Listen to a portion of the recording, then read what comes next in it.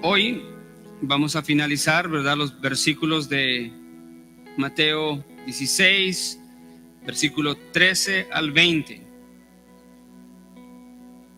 Así que le pido que lea conmigo desde el versículo 13 una vez más, para tener siempre el contexto de lo que se ha estado hablando.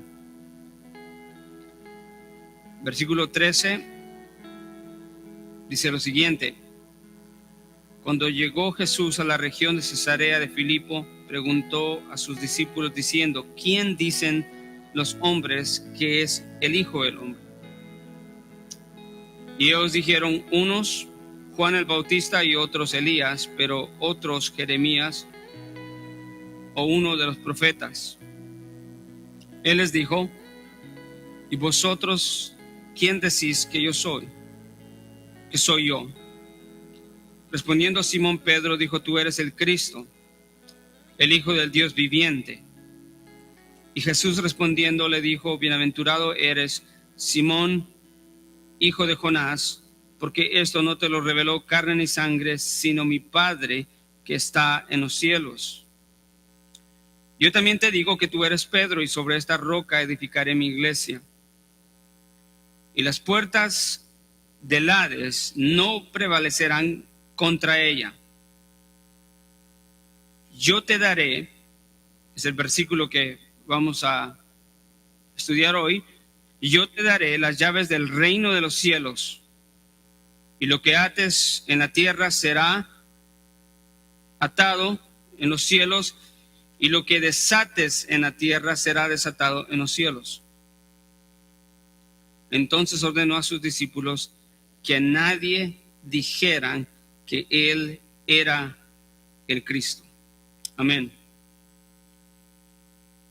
Hemos visto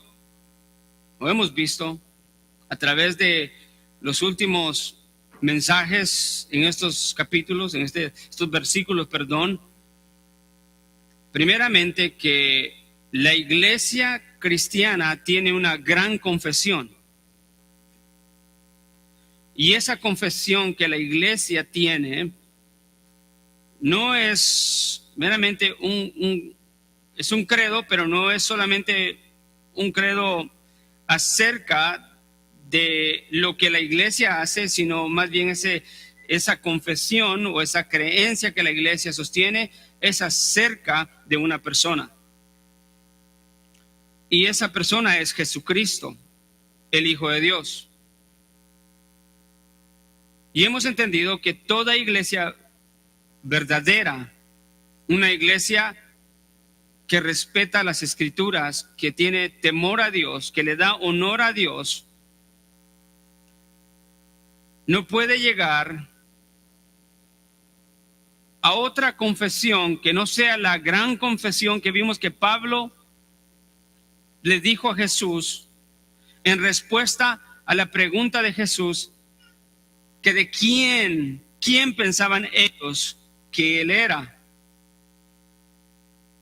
Previamente Jesús había preguntado a los 12, ¿quién dice la gente que soy yo?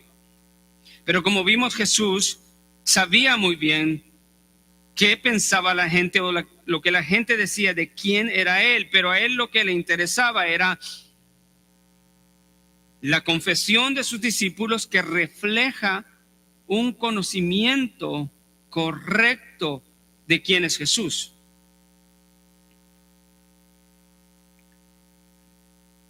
Pedro, siendo el líder de los 12, salió al frente y contestó: tú eres el Cristo, el Hijo del Dios viviente.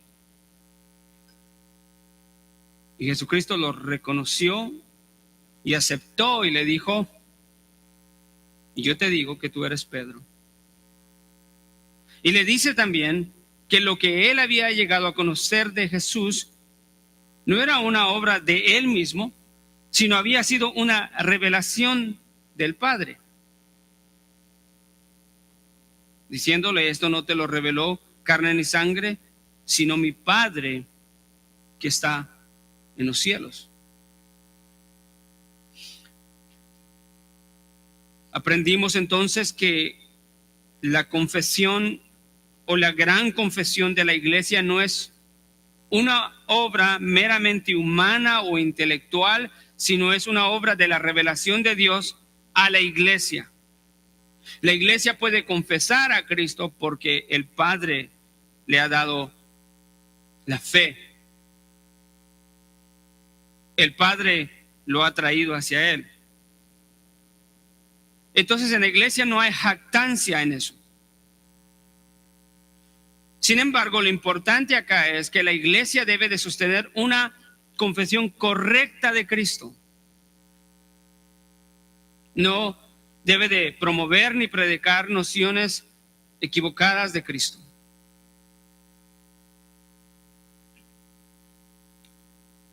Y eso vimos que era como un bloque en lo que Mateo está construyendo, escribiendo a la iglesia, diciéndole que sin esa confesión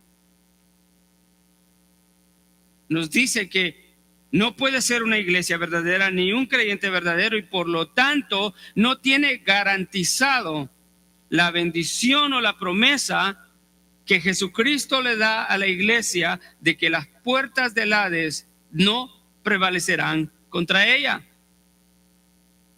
Porque para calificar para ese beneficio o promesa, primeramente empieza por ser una verdadera iglesia o un verdadero creyente.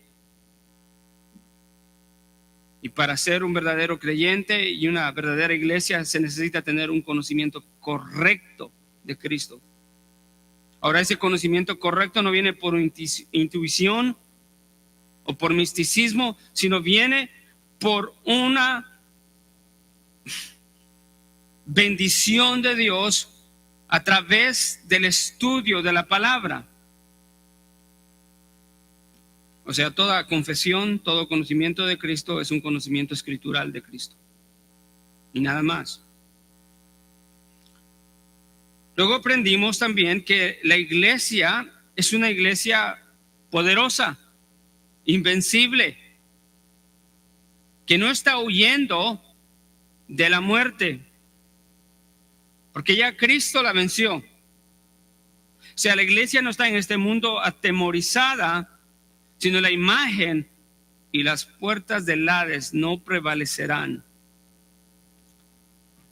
Decíamos que las puertas del Hades significa las puertas del dominio de la muerte. Y hay varias interpretaciones en cuanto a esto, pero lo que podemos ver es de que este mundo está dominado por el reino de la muerte por causa del pecado. Y el que está en Cristo tiene vida, pero el que está sin Cristo está muerto. Y Cristo ha estado en su ministerio, que es lleno de conflicto y polémica por los líderes espirituales de Israel, y ahora se está enfocando en el final de su ministerio, en la preparación de sus discípulos. Y ahora está diciendo: ustedes son la representación del reino de los cielos, siendo mis discípulos, siendo la iglesia, los que fueron llamados de la muerte a la vida.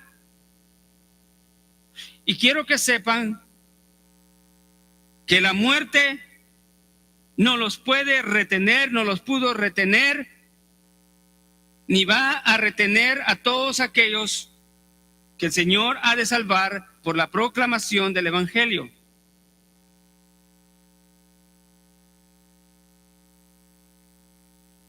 Por algo inherente, poderoso en la propia iglesia, no, sino por quien es su cabeza, Cristo Jesús. Y cuál la iglesia conoce quién es Él. Por eso le confiesa.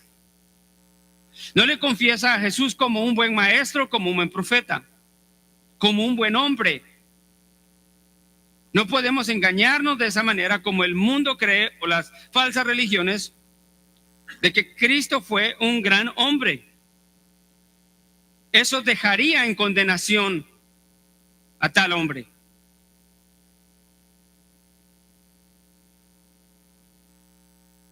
Hay un medio, una forma en la que Dios salva a los hombres, y Hechos 4:12, porque en ningún otro hay salvación. Solamente en Cristo Jesús. Dios dio a su Hijo en la cruz.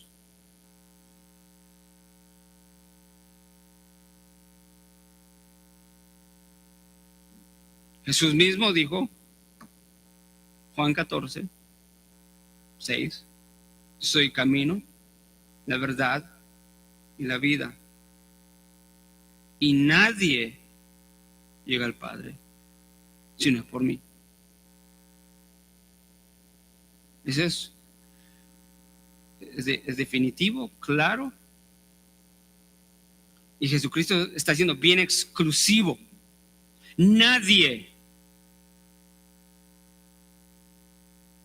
Entonces, si la iglesia va a ser una iglesia que hereda la promesa de ser invencible ante el reino de las tinieblas, el reino y el dominio de la muerte, que traga a hombres y a mujeres día a día en el pecado, pero no a la iglesia. Por eso la iglesia no debe de tener temor.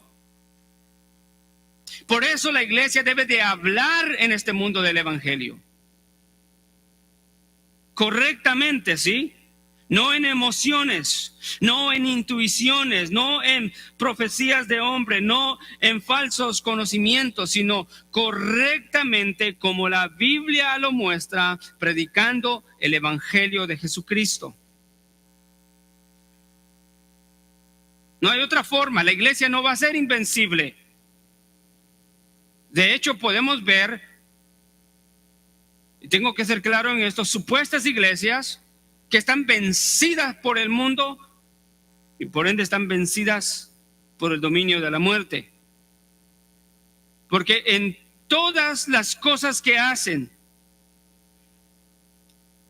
excluyen la palabra, la Biblia, y dan cabida a métodos de hombre,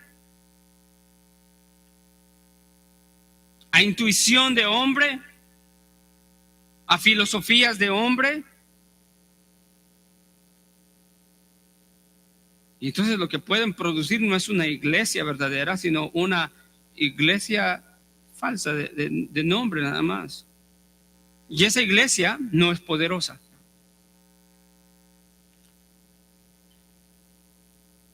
Pudiéramos decir que tales personas que se consideran iglesia no van a prevalecer en contra de las puertas del Hades, sino más bien las puertas del Hades los tragarán y creo que la forma correcta es, quizás ni se los van a tragar, sino simple y sencillamente las puertas del Hades se abren y ellos entran libremente porque desean eso. Hay caminos que al hombre le parecen rectos, pero su fin es fin de muerte. La ausencia de Cristo en la vida del hombre es muerte.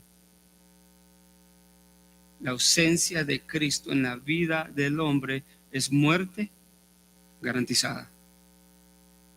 No es sí.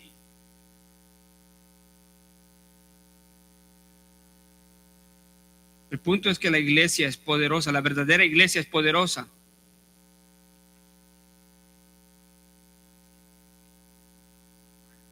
Pero la iglesia también tiene autoridad.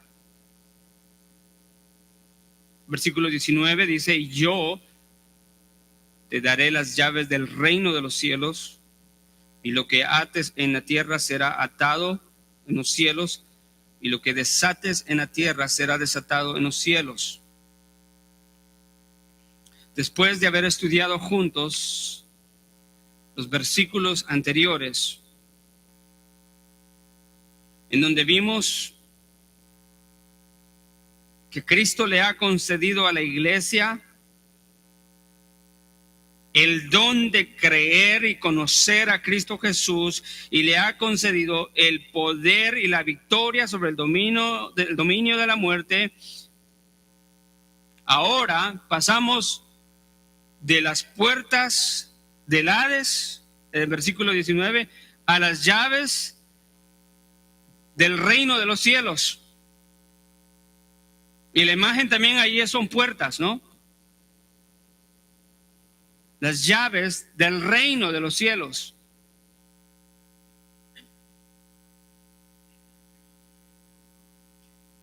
La puerta del Hades, cuando la iglesia tiene su fortaleza en Cristo y tiene su conocimiento en las Escrituras,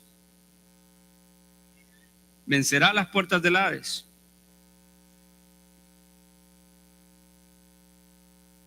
Predicando el Evangelio. Y de la misma manera,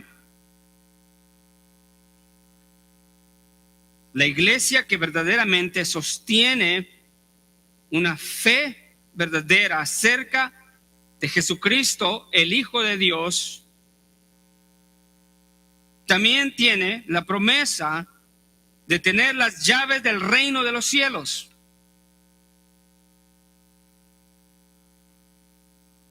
En el texto, Jesús todavía está dirigiéndose a Pedro y le promete que le dará las llaves del reino de los cielos. Esa es otra metáfora que Jesús usa. Pero aquí ahora para describir que no le va a dar llaves literales a Pedro o a los discípulos o a la iglesia, sino esta es una metáfora para describir la autoridad que está cediendo a Pedro, al igual que a los otros discípulos. ¿Se recuerdan que en la frase, yo te digo que tú eres Pedro y sobre esta roca edificaré mi iglesia, no era solamente a Pedro, sino a él como primero entre iguales, pero también era una promesa a los otros discípulos, como Efesios 2:20 lo muestra, edificados sobre el fundamento de los apóstoles y profetas, siendo Cristo la piedra principal del ángulo. Y por decirlo así la iglesia está fundada sobre la doctrina de los apóstoles y profetas de la iglesia primitiva, porque ellos estaban fundados en Cristo.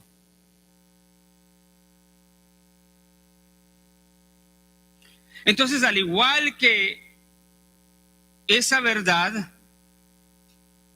ahora la autoridad no es solamente a Pedro, es también a los discípulos y por extensión de creer en Cristo a toda la iglesia, a cada uno de los creyentes,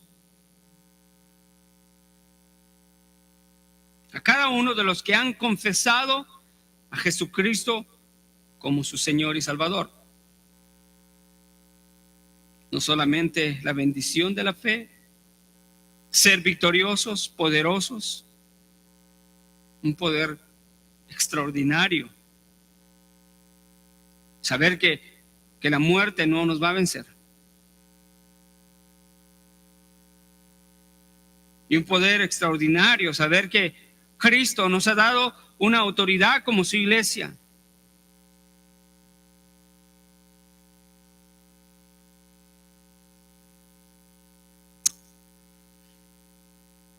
La metáfora implica una persona con autoridad y derecho de entrada. Eso es lo que te daré las llaves del reino. Implica una persona con autoridad y derecho de entrada para abrir la puerta y cerrar la puerta. Qué gracia y qué privilegio, qué responsabilidad.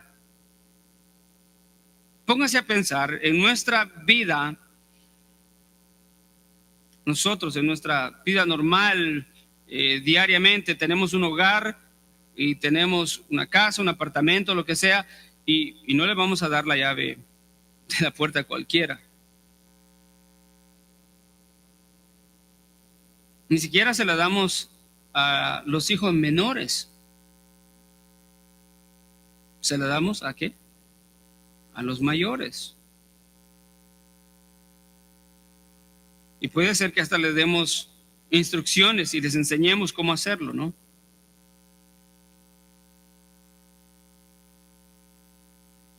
Cuando me recuerdo, trabajaba en una empresa hace muchos años y la primera vez que me otorgaron las llaves de la empresa para abrir y cerrar, me sentí importante, aunque no lo era. Pero el hecho era que me sentía, wow, me confían, me tienen confianza porque habían millones de dólares ahí de mercancía. Y no le daban una llave a cualquiera, sino solo se la daban a personas específicas.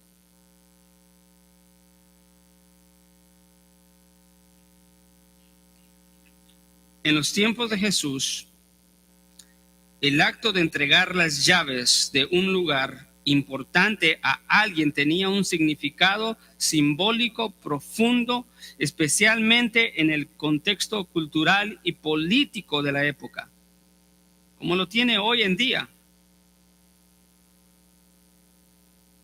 En la antigua cultura del cercano oriente, tanto los hebreos como los romanos, el poseer las llaves de un lugar importante como una ciudad, un palacio o un templo simbolizaba la autoridad sobre ese lugar. La persona que recibía las llaves tenía el poder de abrir y cerrar, lo que implicaba control del acceso. Por lo tanto, tenía control sobre la seguridad y el gobierno del lugar. Las llaves, por lo tanto, representaban, escuche, delegación de poder y autoridad a esa persona. Casi como lo que sucede hoy en día. Tenía otras implicaciones como la persona era responsable de las gestiones y administración del lugar. Incluía funciones diarias, limpieza, mantenimiento, quién llegaba, quién no llegaba, quién se le abría la puerta para el acceso. También tenía toma de decisiones importantes. También rendía cuentas, porque recibir las llaves era nada más que una autoridad delegada. Tendría que rendir cuentas ante la autoridad superior que le había otorgado las llaves, ¿verdad? Es como los padres hoy en día le dicen al hijo por primera vez: te doy las llaves de la casa, por favor ten cuidado, cuando salgas cierra y cuando regreses cierra. ¿Y no sucede?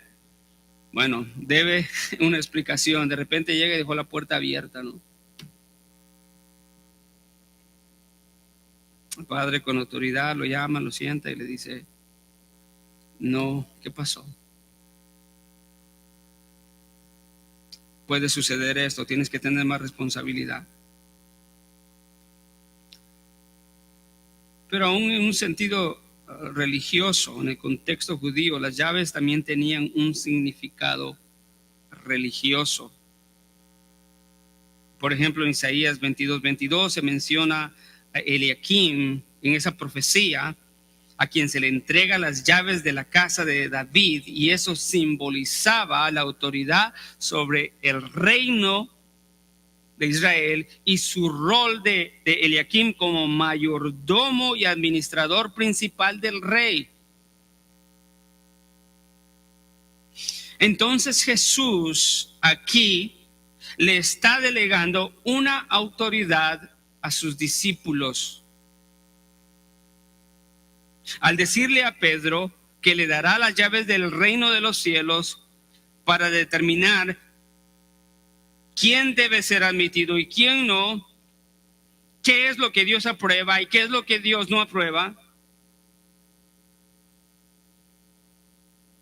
Pero entonces la pregunta surge, ¿de qué manera Pedro y los demás discípulos, y por extensión también de ser discípulos de Cristo a toda la iglesia, de qué manera los creyentes deben de abrir y cerrar el reino de los cielos, o de qué manera lo hacen? Por lo menos podemos ver y decir que la iglesia hace esto principalmente en la proclamación del bendito evangelio de Cristo. De eso se trata. Jesús lo ha estado haciendo, ¿sí? ¿Se recuerda el conflicto con los fariseos y los escribas, los líderes judíos? Jesús insistió en darles la gracia del evangelio para que creyeran, y ellos en todo momento rechazaron, y en vez de emblandecer su corazón, confabularon para matarle, le llamaron Satanás, Belcebú.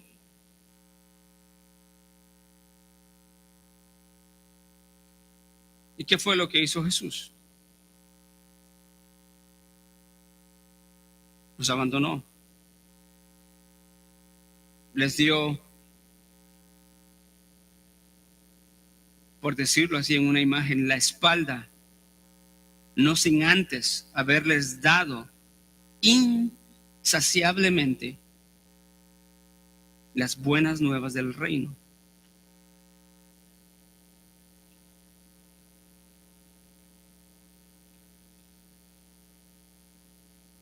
Él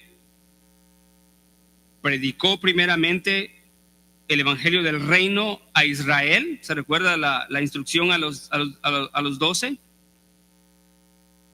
Id primeramente a las ovejas perdidas de Israel, y les prohibió entrar por las regiones gentiles. Entonces Jesucristo les abrió las puertas del reino de los cielos a ellos, y cuando ellos rechazaron, por implicación, Jesucristo les cerró las puertas del reino de los cielos.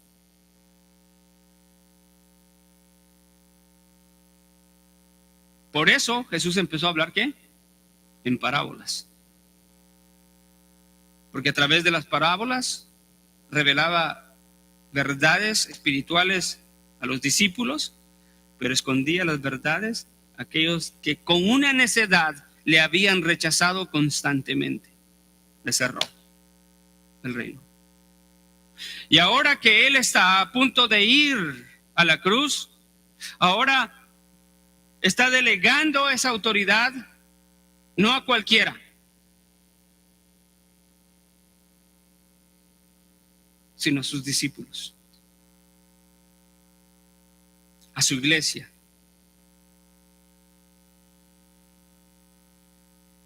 Esa es la primera forma en la que vemos que la iglesia lo hace. En ese acto de servicio a Dios, la iglesia, predicando el evangelio, a unos les abre el reino de los cielos cuando creyendo se arrepienten de sus pecados y son salvos, y a otros les es cerrado porque no creen ni se arrepienten de sus pecados, y como resultado son condenados. Esto tiene que ver con la proclamación del evangelio.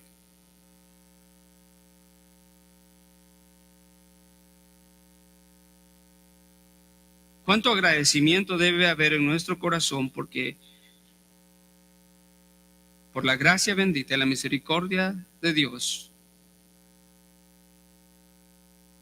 nosotros fuimos rescatados del dominio de la muerte.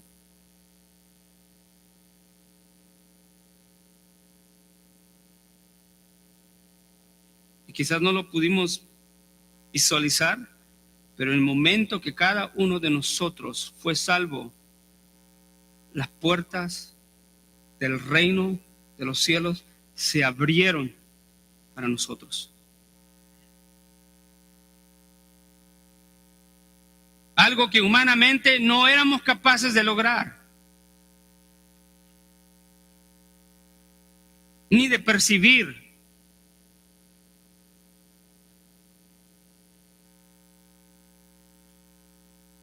Y desafortunadamente hay muchos hombres y mujeres en este mundo que cuando la iglesia predica el evangelio por la gracia bendita, ¿se recuerda la parábola de los pescadores que tiran la red y que sacan de toda clase de peces y escogen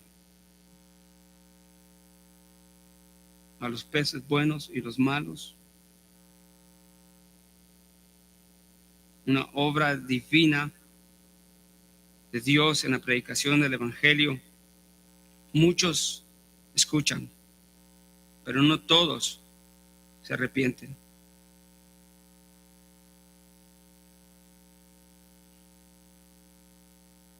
Vea cómo esto es una realidad en el principio del ministerio de la iglesia, en el libro de Hechos. Puede abrir Hechos 3:19.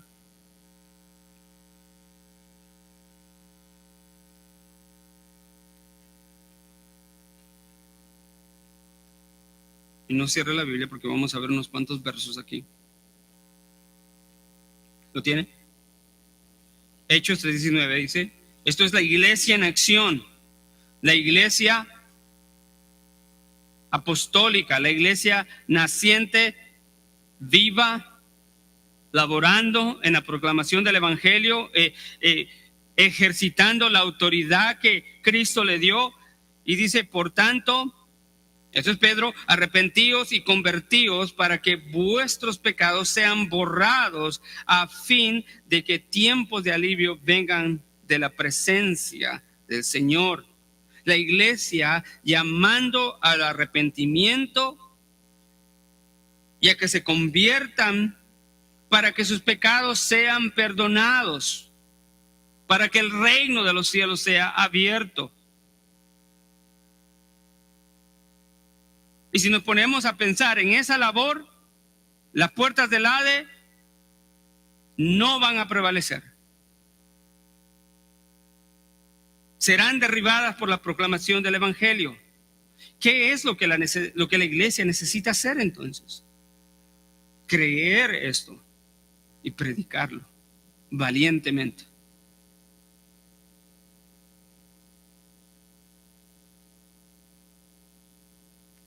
Hechos 9:35.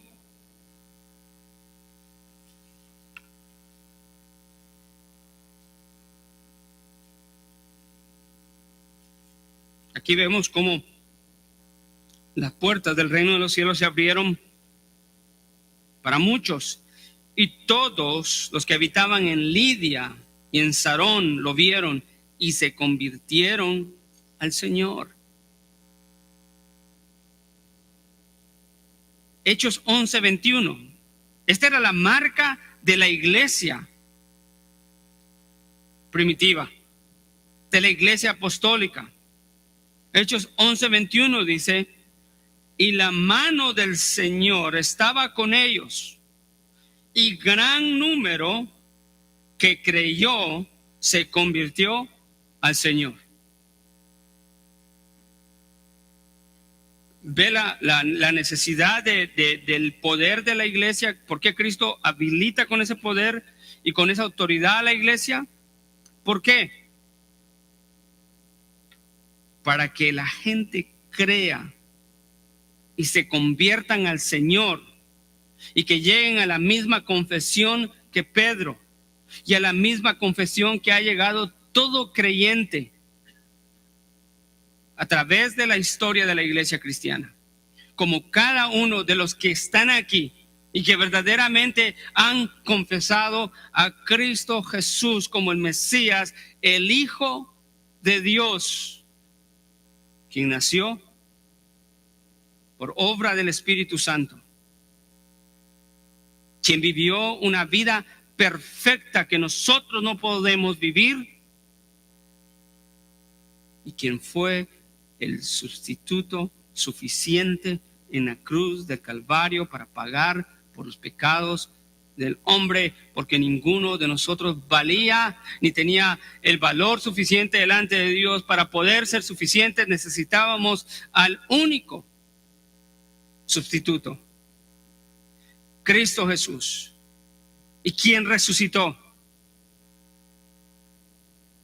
y quien está sentado a la diestra de Dios Padre, y quien vendrá por segunda vez por su iglesia.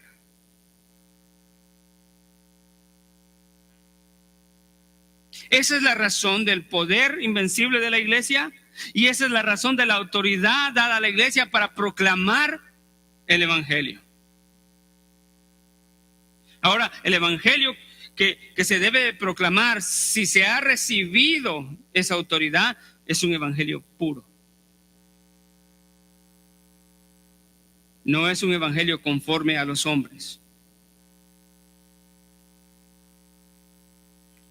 No es un evangelio pervertido.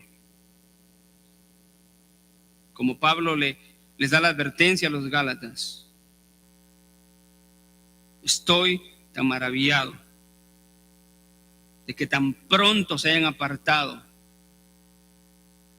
para seguir otro evangelio. Y él aclara, dice, no es que haya otro evangelio, sino que hay algunos que quieren perturbarlos. Pero la promesa es que la iglesia será ¿qué? Eficaz. Y todo empieza en el conocimiento escritural de Cristo, para que esa iglesia sea invencible y poderosa ante las puertas del Hades, y para que reciba la autoridad legítimamente, porque ha sido delegada de él. Si lo que las iglesias hacen es predicar otro Cristo que no es el Cristo de la Biblia, entonces esa autoridad que tienen es una autoridad falsa y no ha sido delegada por Cristo. Y se manifiesta eso en lo que hacen. ¿En dónde están las prioridades? ¿En el dinero?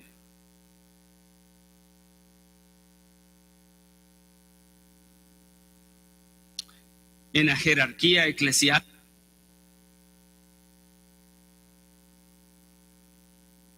Como a muchos les gusta hoy, apóstoles, profeta tal,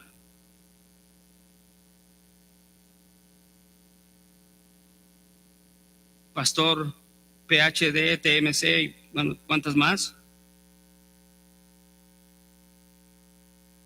No.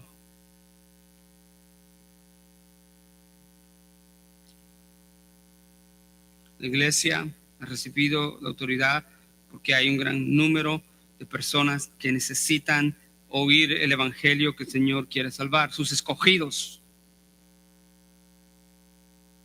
Me asombraba hace muchos tiempos escuchar la oración de mi padre, y él me decía, yo siempre oro, cuando estoy en la iglesia, siempre oro, decía. Le doy al Señor gracias por todos los que están acá, y también le agradezco por los que algún día vendrán y se sentarán en estas bancas a escuchar el evangelio.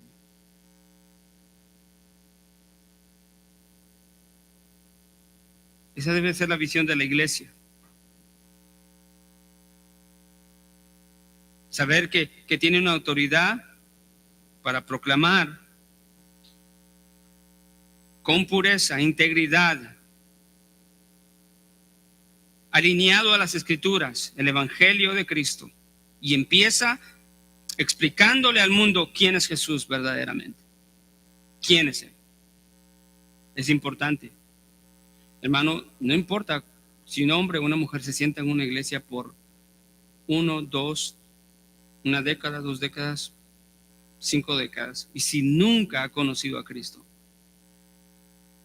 Todos los domingos que fue a la iglesia no sirven de nada.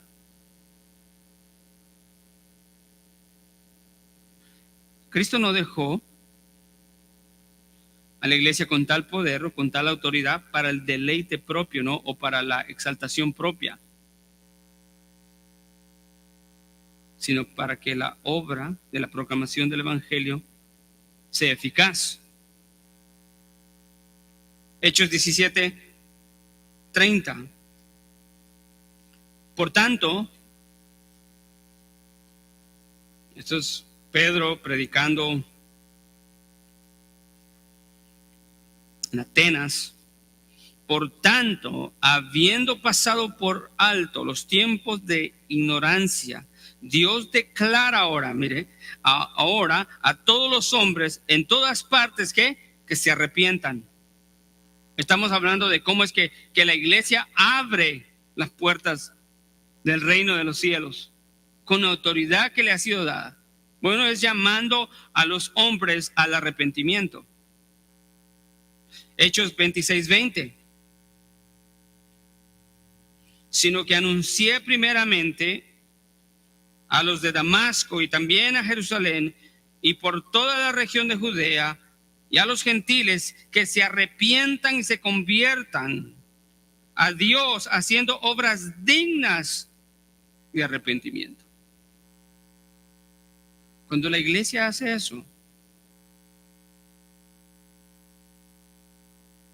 está abriendo las puertas del reino de los cielos con autoridad dada por Cristo para que la gente se arrepienta.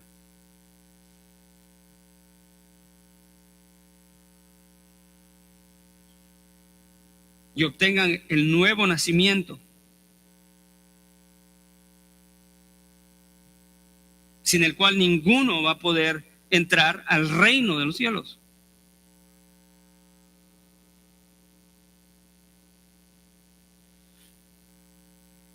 Pero otra manera, les dije dos formas en las que la iglesia abre y cierra.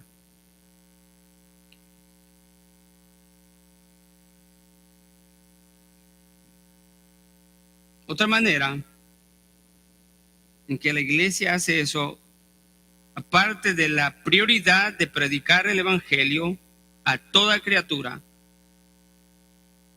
la iglesia ejerce esa autoridad aplicando la disciplina dentro de la iglesia,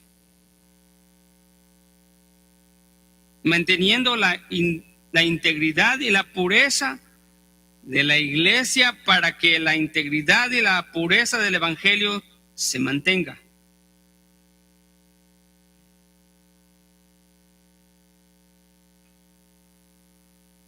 Hechos 5:1-11, aunque ahí no menciona la palabra autoridad, pero se ve la autoridad de Pedro aplicando la disciplina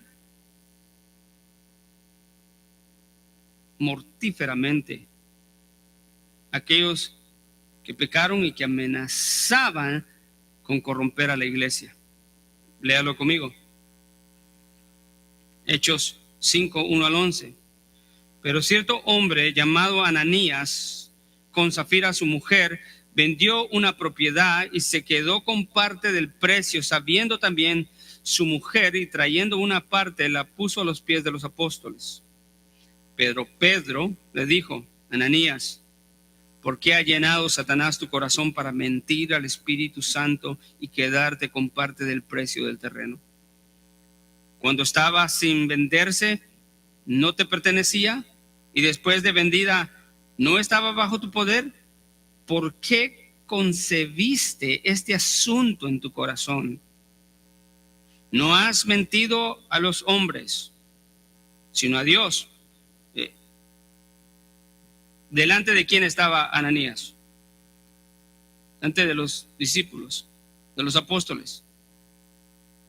Delante de Pedro, ¿no? Pero Pedro, sobre quien Cristo edificaría su iglesia, le dio poder y autoridad, y ahora, de parte de Dios, le está diciendo a Ananías: has pecado, no has mentido a Pedro, sino has mentido a Dios. Y al oír Ananías estas palabras, cayó y expiró, y un gran temor se apoderó de todos los que lo supieron. Los jóvenes se levantaron, lo cubrieron y sacándolo, lo sepultaron, y ocurrió que como a las 3 horas entró su mujer, no sabiendo lo que había sucedido, y Pedro le preguntó: dime, ¿vendisteis en tal precio el terreno? Y ella también estaba corrompida. Y ella le dijo: sí, en tal precio.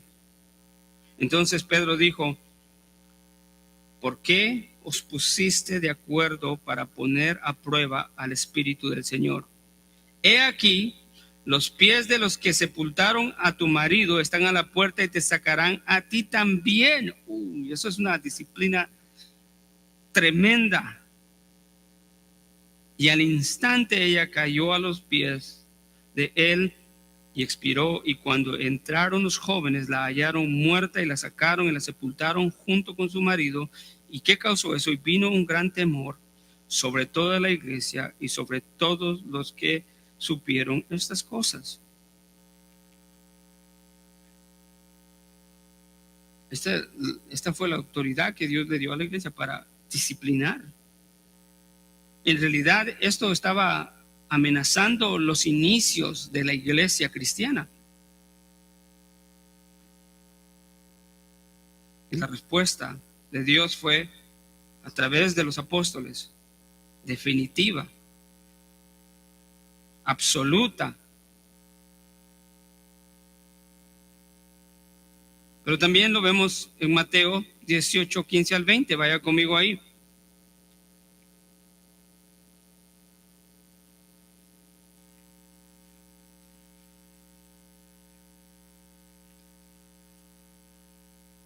Jesucristo acá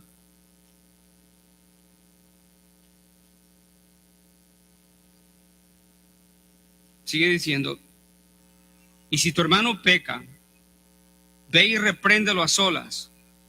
Si te escucha, has ganado a tu hermano. Pero si no te escucha, toma todavía contigo a 1, a 2 más, para que por boca de 2 o 3 testigos dada a toda palabra sea confirmada.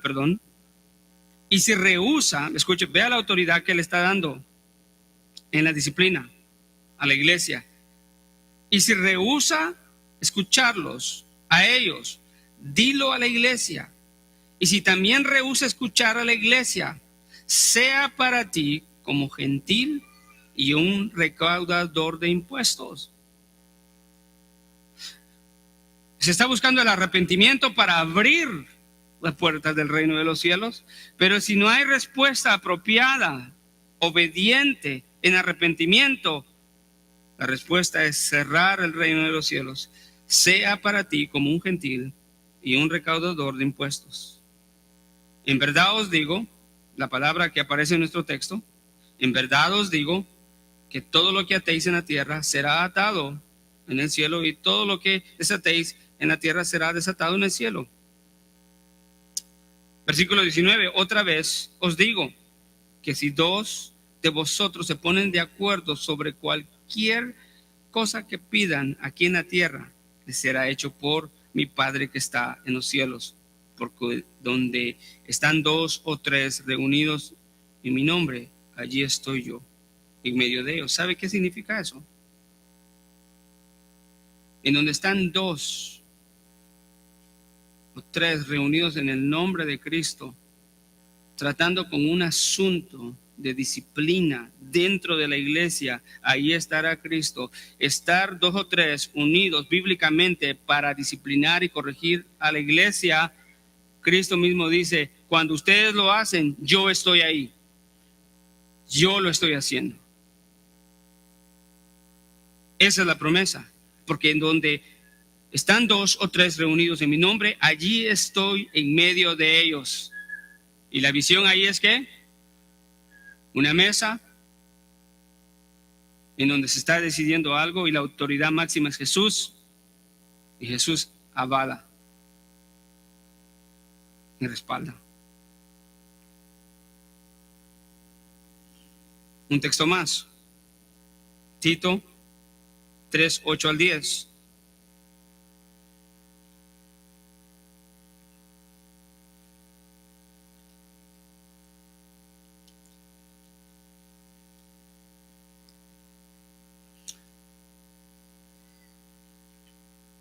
¿Lo tienen? Palabra fiel es esta. Y en cuanto a estas cosas quiero que hables con firmeza, para que los que han creído en Dios procuren de ocuparse en buenas obras. Estas cosas son buenas y útiles para los hombres, pero evita las cuestiones necias, genealogías, contenciones y discusiones acerca de la ley, porque son inútiles y vanas. Al hombre que cause divisiones después de una y de otra amonestación, que deséchalo.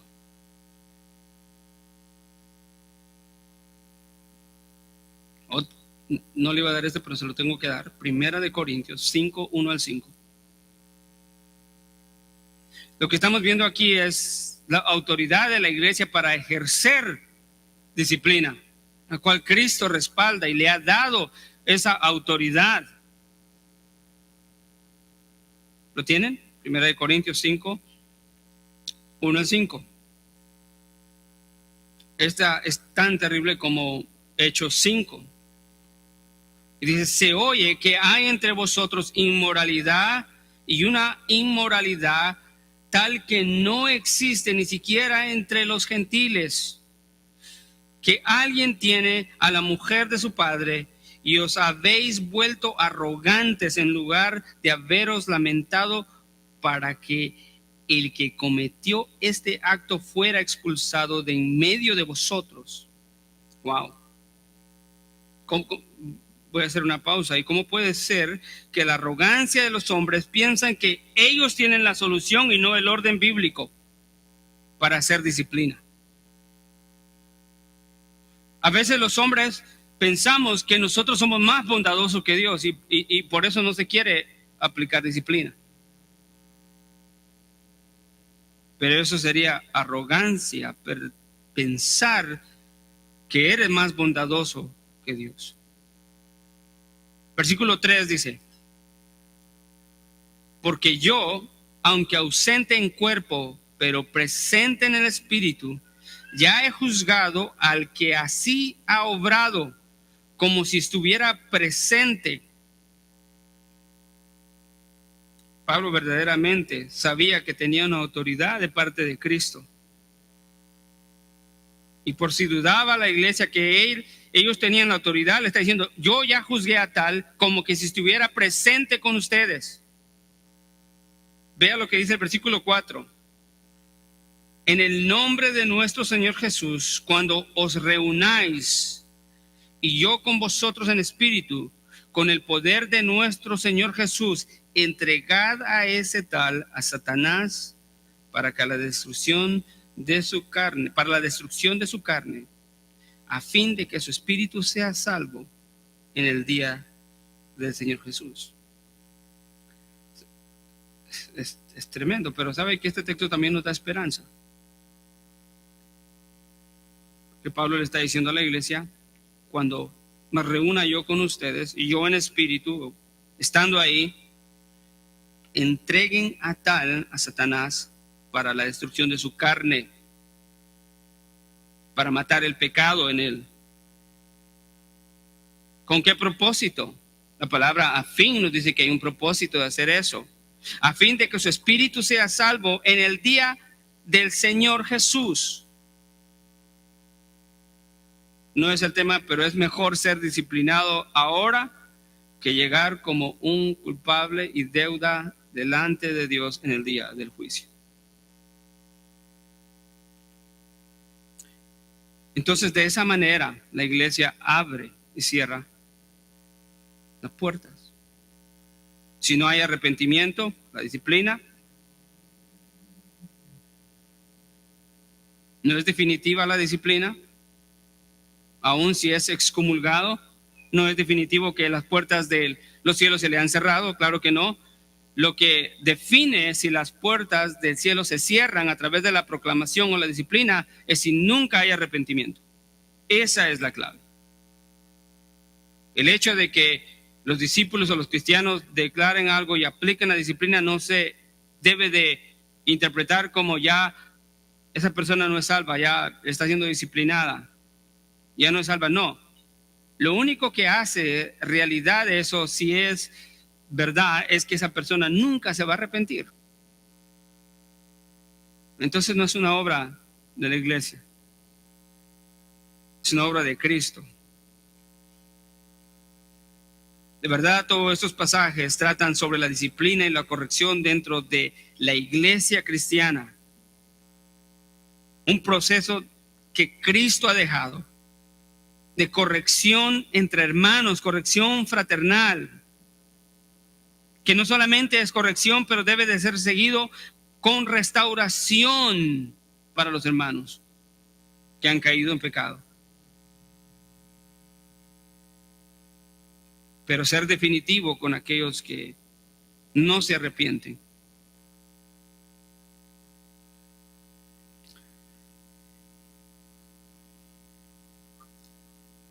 El tiempo que me queda, versículo 19. No solamente le son dadas las llaves a Pedro, a los discípulos, a la iglesia, sino que ahora le dice, y lo que ates en la tierra será atado en los cielos, y lo que desates en la tierra será desatado en los cielos. Aquí todavía se sigue dirigiendo Jesús a Pedro.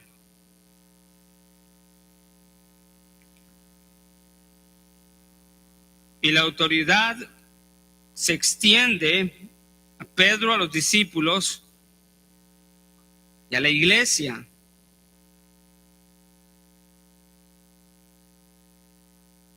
Antes de seguir, quisiera hacer una notación en cuanto a las dos frases: lo que ates en la tierra será atado en los cielos, y lo que desates en la tierra será desatado en los cielos.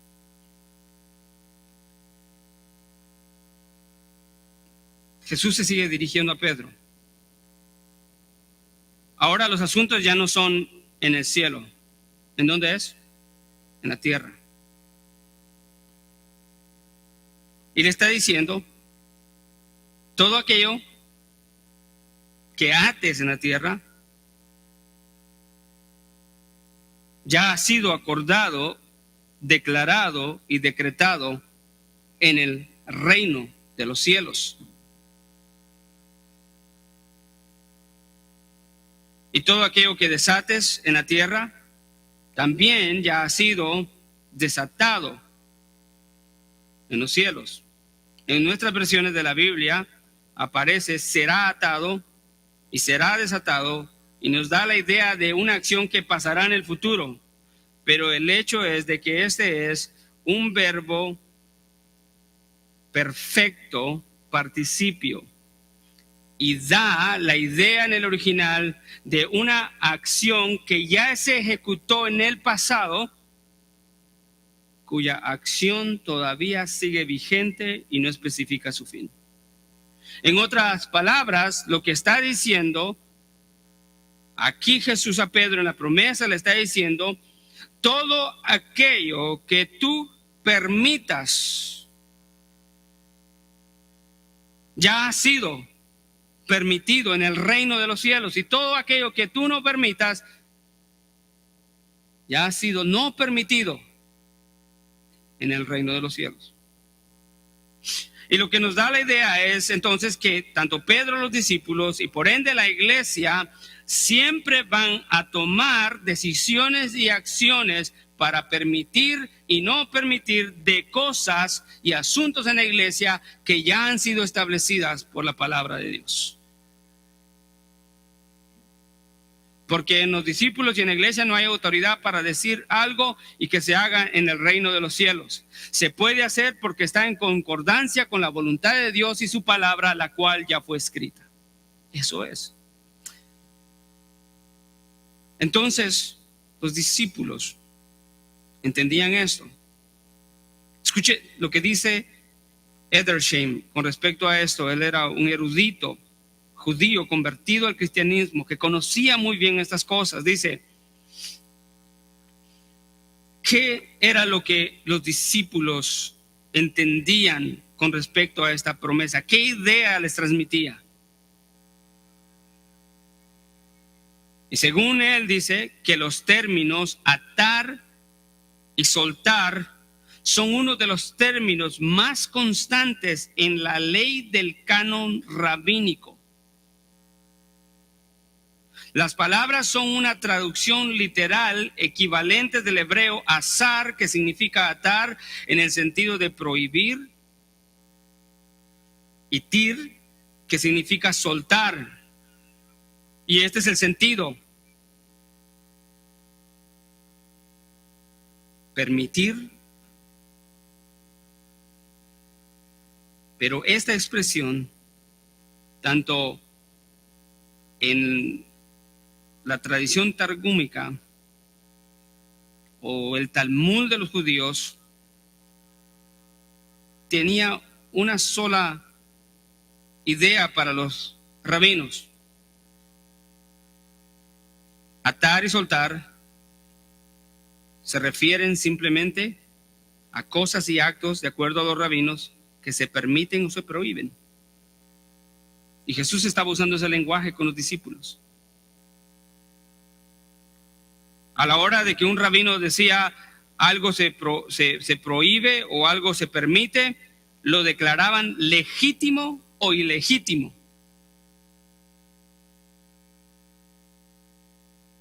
Y los rabinos reclamaban esos actos como poderes para ellos, poderes que habían recibido por su tradición y por la ley. Pero escuche lo que hacían ellos. En referente a la ley, era un principio que de alguna manera ataba y soltaba cosas al pueblo en cuanto a permitirles y prohibirles.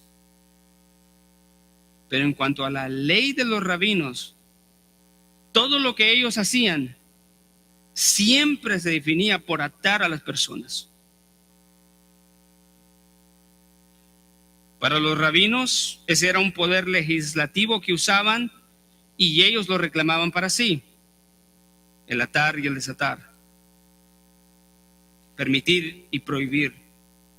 En sus pretensiones, ellos declaraban libres o culpables a los hombres, mientras que las escrituras declaraban a unos libres y a otros culpables. Los rabinos y sus leyes y su tradición siempre ataban a las personas. Era un poder legislativo y judicial que ellos tenían, que pertenecía al oficio rabínico.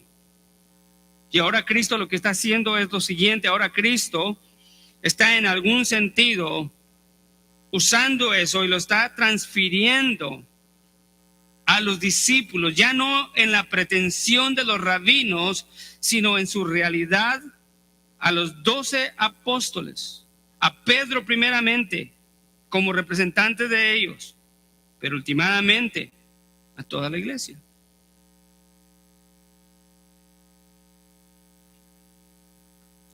Esto no era nuevo, que Jesucristo otorgara una autoridad así.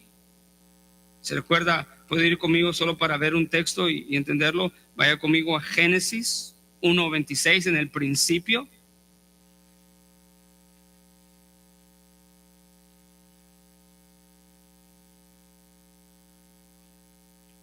Después de la creación del hombre y de la mujer, vea, versículo 26 al 28. Y dijo Dios: hagamos al hombre a nuestra imagen, conforme a nuestra semejanza. ¿Y qué dice? Y ejerza dominio sobre los peces del mar, autoridad. Sobre las aves del cielo, autoridad sobre las aves del cielo. Sobre los ganados, autoridad. Sobre toda la tierra, autoridad. Sobre todo reptil que se arrastra sobre la tierra. Versículo 27. Creó pues Dios al hombre a imagen suya, a su imagen lo creó, varón y hembra los creó. Y los bendijo Dios y les dijo que sed fecundos y multiplicaos y llenad la tierra y sojuzgadla. Ejerced dominio sobre los peces del mar, sobre las aves del cielo y sobre todo ser viviente que se mueve sobre la tierra. Algunas veces podemos ser escépticos de decir, Cristo no ha dado tal poder a la iglesia, pero ¿sabe qué? Cristo se lo dio al hombre en la creación. ¿Cuánto no más a la iglesia? Ya no para cosas terrenales, sino para las cosas espirituales, para abrir y cerrar el reino de los cielos. Eso es maravilloso. MacArthur dice lo siguiente: en otras palabras, un organismo debidamente constituido de creyentes tiene el derecho de decirle a un hermano que no se ha arrepentido, que no se encuentra en alineamiento con la palabra de Dios y que no tiene el derecho de estar en comunión con el pueblo de Dios. La autoridad que los cristianos tienen siendo parte de la iglesia es realidad. ¿Sabe por qué? Porque tienen la palabra autorizada por Dios para juzgar las cosas de este mundo, que se alinean no con ellos, sino con la voluntad de Dios. Ellos tienen la autoridad para declarar aquellas cosas que infringen y violan la voluntad de Dios. Fuera de la palabra de Dios, los cristianos no tienen ninguna autoridad. La autoridad de la iglesia y de todo cristiano está contenida aquí, en la Biblia. Fuera de la Biblia no tiene ninguna autoridad. Tampoco puede ofrecer nada sustantivo al mundo la iglesia, fuera de las escrituras. Todo lo que la iglesia ofrece al mundo y la autoridad que Cristo le da en este mundo es porque posee la palabra de Dios.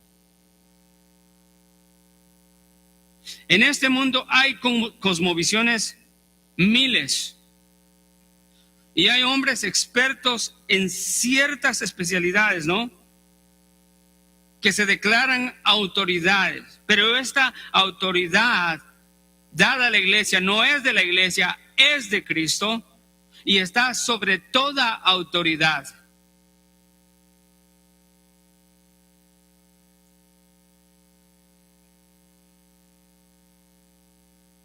Una vez más, MacArthur dice lo siguiente: los cristianos pueden declarar con autoridad lo que es aceptable para Dios o lo que es prohibido por Él, debido a que disponen de la palabra. Los cristianos no determinan lo que está bien o mal, lo que se perdona o no. Más bien, basados en la propia palabra de Dios, reconocen y proclaman lo que Dios ha determinado, que es bueno y que es malo, lo que se perdona o no. Cuando juzgan en base a la palabra de Dios, pueden estar seguros de que su juicio corresponde a la sentencia del cielo. Wow. Cada vez que juzgamos en conformidad a la palabra de Dios, podemos estar seguros, según MacArthur, de que ese juicio que estamos haciendo corresponde con la sentencia de Dios en el cielo. Entonces, desde esa perspectiva, amados hermanos, si una persona es inmoral, comete adulterio, es un asesino, es un mentiroso, un orgulloso, un idólatra, avaro, blasfemo, los cristianos tienen la autoridad de decirle que está en pecado y que a menos que se arrepienta enfrentará el terrible juicio de Dios. La iglesia tiene esa autoridad.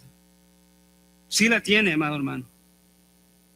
La iglesia tiene esa autoridad porque la palabra de Dios lo dice.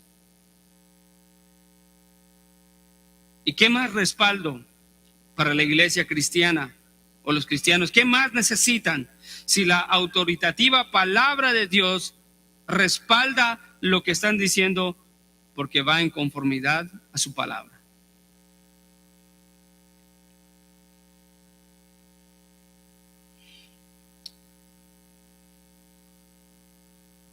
pero también es verdad que así como la iglesia tiene autoridad para decir lo que no está en conformidad con Dios, de igual manera la iglesia tiene autoridad para confirmar todo lo que sí está en conformidad con lo que Dios ha prescrito en su palabra bendita. Y eso es esperanza.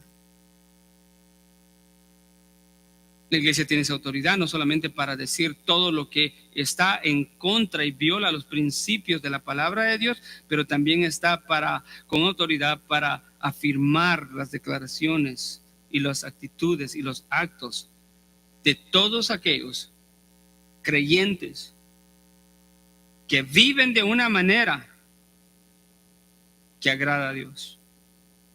O sea, no solamente es un extremo o el otro. Y de hecho, ellos tienen una autoridad de confirmación. O sea, ellos solo no están decidiendo qué es lo que es malo, qué es lo que es pecado. Ellos siempre están confirmando lo que es pecado y lo que es bueno de acuerdo con la palabra de Dios. La palabra confirmación se refiere al acto de verificar o corroborar algo, asegurando que es cierto y correcto. Es la validación o ratificación de una información, hecho o decisión que ha sido dada por una autoridad. Segunda de Pedro 1:3, vea lo que dice con respecto a esto.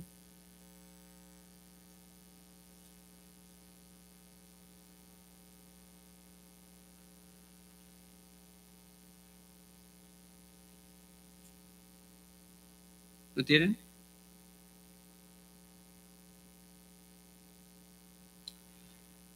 Pues su divino poder nos ha concedido, es algo recibido por Dios.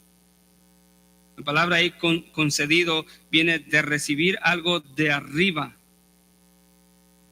Nos ha concedido todo cuanto concierne a la vida, ¿sí? ¿Y a la qué? Y a la piedad. Estas cosas espirituales. ¿Mediante quién? Mediante el verdadero conocimiento de aquel que nos llamó por su gracia y excelencia. Eso va en concordancia con la confesión de Pedro. Porque mismo Pedro dice acá que el divino poder de Dios le ha sido concedido a la iglesia en cuanto a todo lo que concierne a la vida y a la piedad. ¿Cuál es el medio? Mediante el verdadero conocimiento, y pudiéramos parafrasearlo, mediante la verdadera confesión de aquel que nos llamó por su gloria y excelencia. Esa es la promesa de Cristo para la iglesia.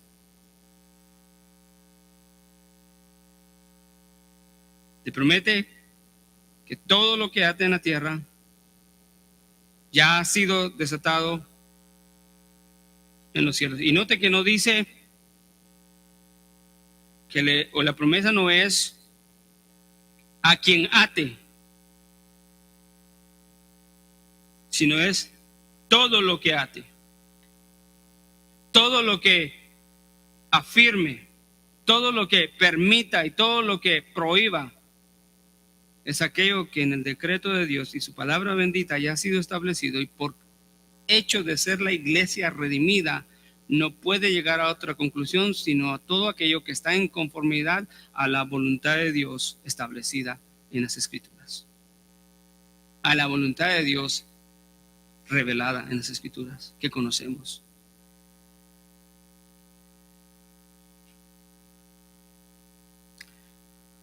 A una voz, dice David F. Burt, a una voz las Escrituras establecen lo que abre para el hombre el reino de los cielos.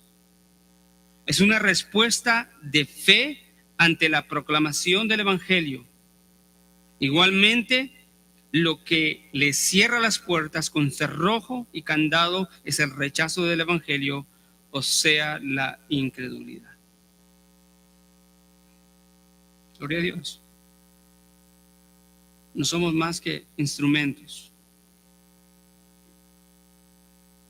Y nuestra autoridad como iglesia en este mundo es porque estamos bajo la autoridad de Cristo. El momento en que nos salimos de la autoridad de Cristo, no tenemos ninguna autoridad, ni ningún poder. La misión de los creyentes es importante entonces en este mundo. Por eso decía y concluí el domingo pasado en el sermón en cuanto a la predicación, enseñanza y evangelización, que los creyentes deben, en este caso, ejercer su autoridad para proclamar sin temor lo que Dios afirma. Debemos prohibir lo que Dios prohíbe y afirmar lo que Dios afirma.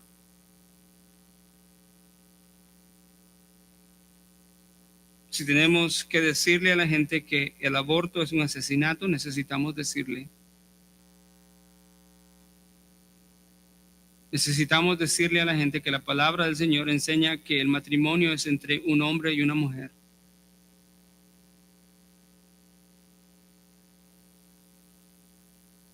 Necesitamos decirle a los hombres y a las mujeres que el adulterio es una violación de la voluntad de Dios y es una distorsión de la institución establecida por Dios como el matrimonio.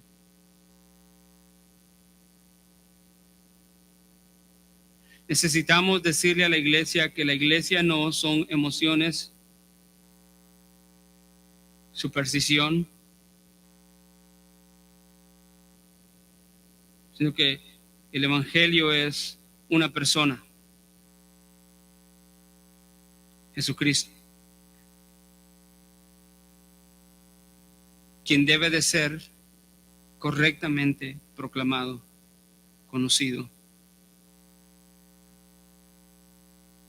Hombre, mujer, joven, niño, anciano, no permitas que el tiempo pase desperdiciando tu vida cuando Cristo está proclamando su evangelio poderoso para que le conozcas.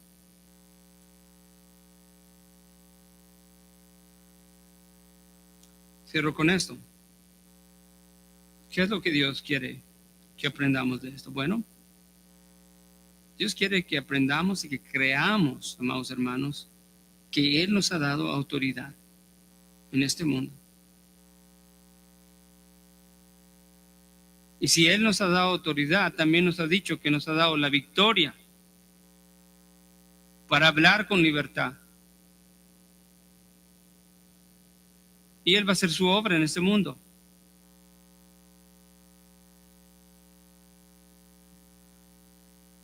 Si tienes la palabra, tú tienes el camino correcto para señalar el camino incorrecto. Los cristianos hemos dejado de pensar correctamente en cuanto a estas cosas.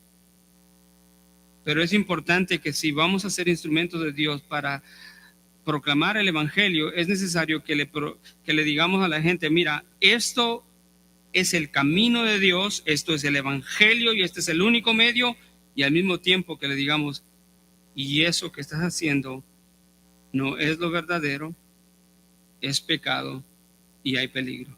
En otras palabras, no solamente vamos a señalar la verdad del evangelio, sino que vamos a señalar y resaltar el error en donde están. Tienen que saber. Y la iglesia tiene autoridad para hacer eso. Que el Señor nos ayude a hacerlo valientemente, esforzadamente, sacrificialmente, con amor, sin temor, pero en el temor de Dios. Siempre. En el temor de Dios. Y no hagamos las cosas a nuestra manera, sino hagámoslas como La Biblia nos dice, hermosos textos de Mateo 16, 13 al 20. Y damos gracias al Señor por terminar hoy esos versículos. Oramos al Señor. Gracias, Padre amado. Te damos gracias por tu palabra, por tu respaldo, Señor, a nosotros como tu iglesia. Pidiéndote, Señor, que a través de este mensaje, siendo tu iglesia, aprendamos, Señor, el gran privilegio que nos has dado de no solamente ser victoriosos, pero tener una autoridad en este mundo. No en sí de nosotros como iglesia, sino porque tú eres la cabeza. No en sí en nuestras ideas, sino porque sostenemos las Escrituras. Ayúdanos, Señor, a perseverar en esta verdad y saber que lo que proclamamos, lo proclamamos porque tu palabra lo dice. Que lo hagamos sin temor, con valentía.